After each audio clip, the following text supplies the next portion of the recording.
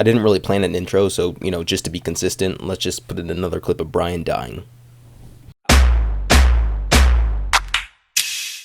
So I want to apologize in advance if you can hear the heat running behind me right now. It's just really cold in here. Like, if you're from America, you know that right now we're going through like a kind of rough winter in certain parts of the country. You look outside and it's like whiter than a Dave Matthews Band concert. You guys don't really need a physical description of what the weather's like here. I just really wanted to use that joke.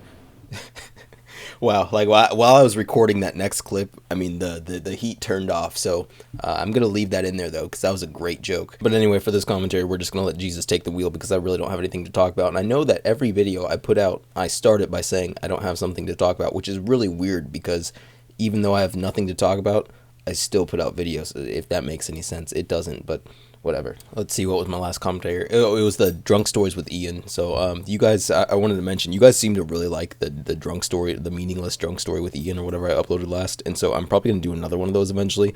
I'm going to try really hard not to say the word like as much in there, because I was watching it and I just said it again. After I rendered the video, I watched it, and then I realized towards the end I would say like every other word, and I just said it twice in the same sentence, but I'd be like, oh my god, she said that, and then like this happened, and then like that happened, and then like he did this, and all that stuff, and I sounded like a fucking teenage girl about to go watch Twilight with her friends from dance class or something. I mean, shit, I don't know what teenage girls say or do, but we're not going to make a joke about it, because that'd be really creepy. But anyway, I just got finished up with winter break, and I am now in my spring semester classes, so that doesn't really matter. What have I been doing on RuneScape? I've been, well, same shit as always. I mean, Mystic, Edgebank, the end. But been doing a little bit more Zora recently, because I went to the duel arena.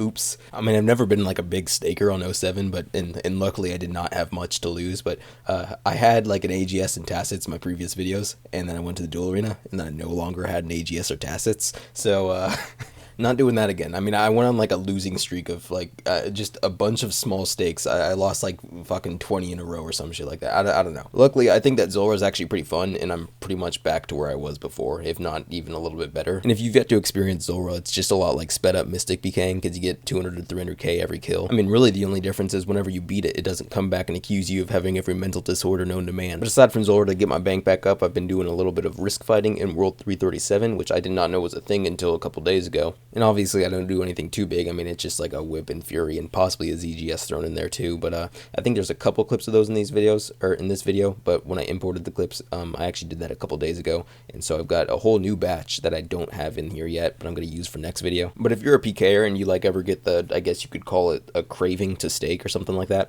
I would definitely recommend risk fighting over staking, because I mean, I just feel like I have more control over the fight, even though a lot of people say edge PKing's just luck and everything, but when it comes to actual like risking and whatnot, even though I didn't do like big risks, it comes down to like timing, and you gotta get stuff right, or in my case, just whip out your DDS and fucking hope for the best. But really though, on that clip that was just on the screen, like there's no way I deserved to win that fight. I literally just pulled out my DDS and said, fuck it, YOLO. I mean, I know it was only a whip risk, I guess you could call it, but I was doing like a whip / ZGS / Fury risk before that, and I was actually kind of mad because I was fighting that dude, and he was like, oh, let's bank the Furies and ZGS. I don't want to risk that. I just want to do whip. And then that happens. But I can't really complain, because it's bumped my bank back up to where it used to be, and I can continue to make my shitty low-risk commentary VK videos. I can go back to YOLO specking kids at like 70 HP with an AGS at Edgebank and making everybody angry at me, which is actually a topic I wanted to bring up in this video, because there's like 3 things on RuneScape that I'm unsure about. One being defense pures, like why the hell would you make one of those? Number 2 would be Chris Archie's job title at Jagex. And number 3, what are people's actual opinions on the AGS? And number 3 is actually a pretty big problem, because like I want to put more AGS clips in these videos, but the problem is everybody at Edgebank, I mean, the AGS is like everybody's guilty pleasure. You can't lie to me and tell me that you do not love just smacking random 70s on people at Edgebank.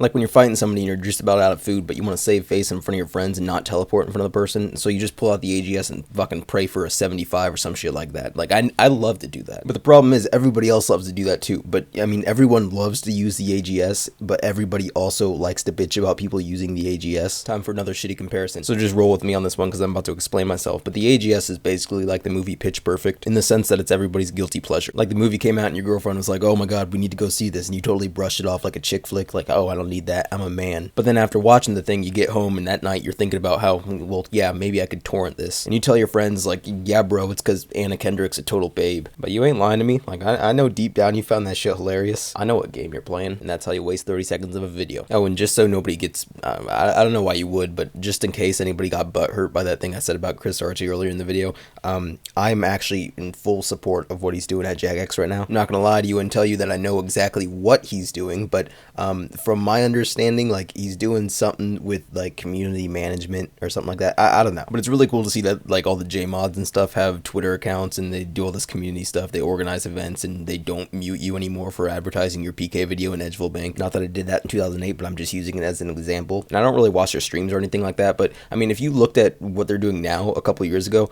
I mean, it would not, you wouldn't believe that it's happening. I mean, I feel like they used to believe that if you actually went to the YouTube website, your whole account would just be wiped and people would be hacking into your account every week and all that shit. But now they're streaming tournaments and like Wiggled won like $10,000 or $5,000. I don't know how much Wiggled won, but they're doing like clan cups and all that stuff, and SparkMax sliding into their DMs and getting Raggers banned, and it's totally not streamer favoritism. But I'm actually really curious to see what they come out with next, like what social media network they hop onto next, because I'm really waiting for Mod Ash's SoundCloud, because I know he's about to drop some straight fire. And like I said, we're rambling, but now that we're on the topic of streaming, I just wanted to say again, I'm sorry, I'm not going to stream ever. I just wanted to get that out there because a couple of people asked me in game. But if you actually get a little pissed off because my videos are inconsistent, which they definitely are, but my streams would be hell for you. I mean, I would just be completely unable to set up an actual schedule because like I don't even play the game consistently. Like there'll be, you know, weeks where I don't play, and then there'll be, you know, days that I'm on every single day for however many hours. You know that video I uploaded last time that was like the meaningless drunk story with Ian? That is exactly what my stream would be. I'd probably be like stumbling back in my house at like 4:15 in the morning with 7 larges from Papa John's because I just came back from a bar and have a hangover in the making. And of course, Drunk B would post a quick video to YouTube like, oh my god, we're having a pizza party on Twitch, come on. And in total, there'd probably be like 6 of you there just cringing at me, so I'm not really ready to take on that type of responsibility. And that answers that question, so please don't ask me about it anymore. Anyway, I am out of things to say, so I'm going to go and try and compress my clips to fit the length that this commentary is. So have a good week. I'll see you next time. Oh, and would you look at that? The video starts with Brian dying, and it ends with Brian dying. Typical.